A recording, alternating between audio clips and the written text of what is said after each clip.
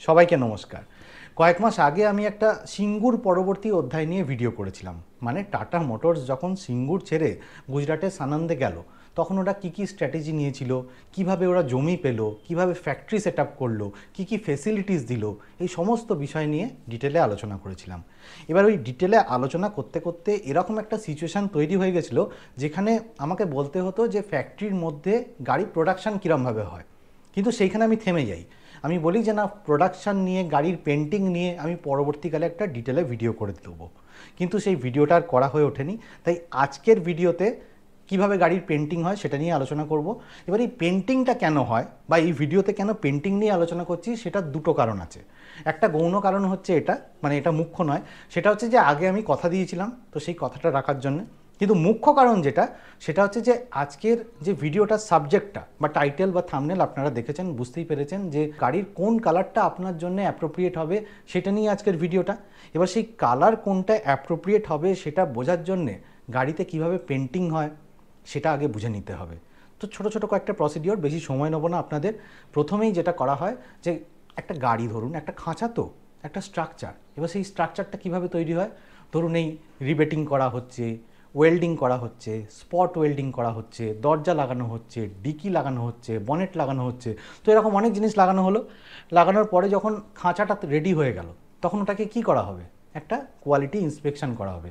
ইন্সপেকশানে কি দেখা হবে, যে লোহার যে জিনিসটা, স্ট্রাকচারটা, স্টিলের যে স্ট্রাকচারটা তৈরি হয়েছে, সেই স্ট্রাকচারটার মধ্যে ছোটো ছোটো স্টিলের পার্টিকেল লেগে নেই তো, তো সেই যে স্টিলের পার্টিকেলগুলো আছে ওটাকে তো ওয়াশ করতে হবে, নাহলে কালার হবে কি করে।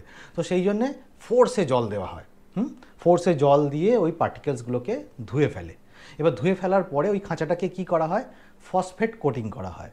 এবার ফসফেট ট্যাঙ্কের মধ্যে ওটাকে ডিপ করা হয়, ঠিক আছে। এবার ফসফেট ট্যাঙ্কের মধ্যে কি থাকে, লবণ থাকে বা সল্ট থাকে।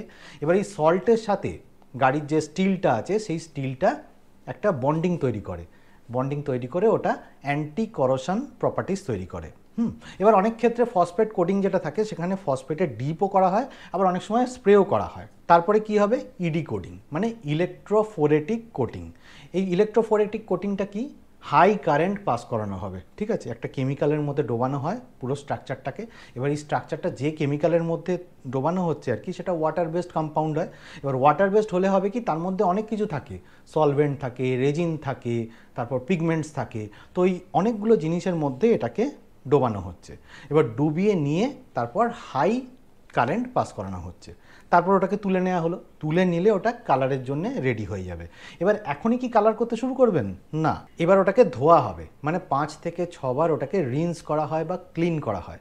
তারপর কি হবে, এটাকে ওভেনের মধ্যে চালনা করা হবে। ওভেনের মধ্যে চালনা করলে কি হবে, এটা ড্রাই হয়ে যাবে। এবার এই যখন ইভি কোটিংটা হয়ে যাচ্ছে, তারপর কি হবে, সিলার লাগানো হয়। এবার সিলারটার কাজ কি, সিলার হচ্ছে যে খাঁজগুলো থাকে বা যে জয়েন্টগুলো থাকে, সেই জয়েন্টে পেন্ট মতো করা হয়। এবার এই সিলার লাগানোর ফলে কি হয়, এই যে আলট্রাভায়োলেট রে আছে, কিংবা এই যে অ্যাসিড রেন হচ্ছে, কিংবা ধরুন গরমের মধ্যে গাড়িটা দাঁড়িয়ে আছে, তখন কি হয়, দেয়ার ইজ পসিবিলিটি যে কালারটা খারাপ হয়ে যেতে পারে, ফেড হয়ে যেতে পারে, ড্যামেজ হতে পারে। তো সেই কালারটাকে প্রোটেকশন করার জন্যেই খাঁজে খাঁজে সিলার লাগানো হয়। তো এরপরের কাজটা কি, আন্ডারবডি কোটিং। এবার কোটিংয়ের পরে কি হবে, প্রাইমার লাগানো হবে। এবার এই প্রাইমার লাগানোর কারণটা কি, যেরকম সিলার খাঁজে খাঁজে লাগানো হয়েছিল, গাড়ির গোটা স্ট্রাকচারটায় প্রাইমারটা লাগালে কি হবে, এই যে আলট্রাভায়োলেট রে, অ্যাসিড রেন, গরমে গাড়িটা ড্যামেজ হবে না, মানে গাড়িটার কালারটা ড্যামেজ হবে না। তো এরপর কি হয়, এই যে স্ট্রাকচারটা আছে, যেটা প্রাইমার লাগানো হয়ে গেল, সেটাকে 150 ডিগ্রি সেলসিয়াসের মধ্যে চালনা করা হয়। এবার চালনা করার পরে কি হবে, এই যে প্রাইমারটা আছে, ইডি কোটিংটা আছে, এগুলোর মধ্যে একটা বন্ডিং তৈরি হয়। এর পরের স্টেপটা কি, রোবোটিক পেন্ট। এবার রোবোটিক পেন্টেরও দুটো স্টেপ আছে। প্রথমে হচ্ছে বেস কোট দিতে হবে, তারপর হচ্ছে ক্লিয়ার কোট দিতে হবে। বেস কোটটা এখানে প্রচণ্ড জরুরি, কারণ বেস কোটটার ওপরই ডিপেন্ড করছে যে গাড়িতে জং লাগার সম্ভাবনা আছে কিনা, মরচে ফরচে ধরবে কিনা। তো যাতে না ধরে সেই জন্য বেস কোটটা খুব ভালোভাবে দিতে হয়। তারপর ক্লিয়ার কোট করতে হয়। এবার ক্লিয়ার কোটটা করার মানে কি, গাড়িটাকে শাইনিং করানোর জন্য ক্লিয়ার কোটটা দিতে হয়। ওটাও একটা কোট, কিন্তু ওটায় শাইনিংটা আসে গাড়ির, ঠিক আছে। এবার এই যে গাড়ির কালারটা করা হলো, এটার পেছনে কারণটা কি, ফার্স্ট কারণ হলো যে গাড়িতে যাতে মরচে না পড়ে, ঠিক আছে। এই যে এতগুলো প্রসিডিওর করা হলো, গাড়িতে যাতে মরচে বা রাস্ট বা জং যাই বলুন না কেন, সেটা যাতে না পড়ে। সেকেন্ড কারণটা কি? সেকেন্ড হচ্ছে গাড়িটাকে অ্যাট্রাকটিভ দেখানোর জন্য। এই বেসিক্যালি এই দুটো জিনিসের জন্য। এইবার কথা হচ্ছে যে আপনি যখন গাড়ি চয়েস করে ফেলেছেন, সেই গাড়িটা এবার কিনবেন, এবার কোন কালারটা কিনবেন সেইটা নিয়ে সবথেকে বেশি কনফিউশন থাকে। এবার যে ডিলাররা থাকে বা সেলস রিপ্রেজেন্টেটিভ থাকে, তারা হয়তো যে গাড়িটা আছে ওদের কাছে সেই গাড়িটাকেই পুশ করে, এই কালারটা নিয়ে নিন, এটাও ভালো আপনার জন্য, ওই কালারটা নিয়ে নিন, ওটাও ভালো আপনার জন্য, এই বলে আপনাকে পুশ করে। আপনি ভাবলেন যে গাড়ি তো নিয়ে কথা, কালারের আর কী আছে, গাড়ি একটা হলেই হলো, গাড়ি তো চয়েস হয়েই গেছে, তো আপনি গাড়ি নিয়ে নিলেন। কিন্তু তারপরেই প্রবলেম ফেস করবেন। কীরকম প্রবলেম ফেস করবেন আমি বলি। ধরুন আপনার গাড়িটা আপনি ডার্ক কালার কিনেছেন, কিংবা ডার্ক গ্রে কালারটা যেটা আছে সেটা আপনি নিয়ে নিলেন। এবার আপনি গাড়িটাকে নিয়ে ধরুন বেরোচ্ছেন, রোজ অফিস যাচ্ছেন আসছেন, এবার প্রত্যেক দিন সকালবেলা দেখছেন যে গাড়ির ওপরে একটা হালকা ধুলোর পরত লেগে আছে, ঠিক আছে। এবার আপনি ধরুন নিজে ক্লিন করেন, ঠিক আছে। এবার রোজ আপনার পক্ষে ক্লিন করা মুশকিল হয়ে যাচ্ছে, তখন আপনি একটা কাউকে হায়ার করলেন, তাকে বললেন যে ভাই তুমি সকালবেলা গাড়িটাকে একটু পুছে পাছে দিও বা ওয়াটার ওয়াশ করে দিও। এবার সে কি করলো, প্রত্যেক দিন ওয়াটার ওয়াশ করলো না, একদিন ক্লিন করলো মানে ঝাড়ু মেরে দিল সোজা কথায়, আরেকদিন জল দিয়ে ওয়াশ করলো, অল্টারনেটিভ করে করতে থাকলো, রোজ হয়তো ওয়াটার ওয়াশ করলো না। এবার এই যে যেদিন ওয়াটার ওয়াশ করলো সেদিন কোনো অসুবিধে নেই, কিন্তু যেদিন ঝাড়ু মারলো, মানে ধরুন আপনার গাড়িটার ওপরে একটা ধুলোর পরত জমে আছে, তার উপরে সে ঝাড়ু মেরে দিল বা আপনার যে কাপড় আছে সেই কাপড় দিয়ে ডাস্টিং করে দিল, তার ফলে কি হবে যে এই যে ক্লিয়ার কোটের ওপর যখন এই যে মোটা পার্টিকেলসগুলো ঘষে গিয়ে একটা মার্ক তৈরি করছে, যেটাকে আমরা বলি অনেক সময় ব্লেমিশ মার্ক, আমরা বলি না ব্লেমিশ মার্ক তৈরি হয়েছে, তো সেইটাই হবে। তো ডার্ক কালারের ক্ষেত্রে এই ব্লেমিশ মার্কটা আপনার বেশি করে চোখে পড়বে। এছাড়া আরেকটা প্রবলেম হচ্ছে, সেটা হচ্ছে যে ধরুন গাড়িটা কোথাও হালকা করে টাচ হয়েছে, কলকাতার রাস্তায় যাচ্ছেন কিংবা যে কোনো রাস্তায় যান না কেন, গাড়িতে একটু ধাক্কাধুক্কি লাগে, গাড়ির রং একটু চটে যায়। এবার এই রংটা যখন চটে যাচ্ছে তখন কি হচ্ছে, কালারটা ধরুন উঠে যাওয়ার ফলে ভেতরে যে ফসফেট কোটিংটা থাকে সেই ফসফেট কোটিংটা ভিজিবল হয়ে যাচ্ছে। এবার ফসফেট কোটিংয়ের কালার কি, হালকা গ্রে টাইপের কালার। এবার যেহেতু হালকা গ্রে টাইপের কালার আর কালো রং, আপনার গাড়ির রং কালো, তো কালো রঙের সাথে একটা বিস্তর কন্ট্রাস্ট তৈরি হচ্ছে, তখন দূর থেকেও যখন ওই ব্ল্যাক গাড়িটাকে বা ডার্ক ব্রাউন গাড়িটাকে কিংবা আমার যেরকম গাড়ি আছে ডার্ক গ্রে, সেই গাড়িটাকে লোকে দেখছে, তখন ওই ফসফেট কোটিংটা ভিজিবল হয়ে যায়। কিন্তু সাদা রঙের গাড়ি যেটা আছে কিংবা সিলভার কালারের যে গাড়িগুলো আছে, সেই গাড়িতে যদি ওই রকম ধাক্কাধুক্কি লাগে, মানে কালার যদি উঠে যায়, তাহলে যে ফসফেট কোটিংটা ভিজিবল হয়ে যায় সেটাকে কিন্তু দূর থেকে দেখা যায় না, ঠিক আছে। তো এইটা হলো সাদা কালার বা সিলভার কালার বা যে কোনো লাইট কালারের একটা অ্যাডভান্টেজ।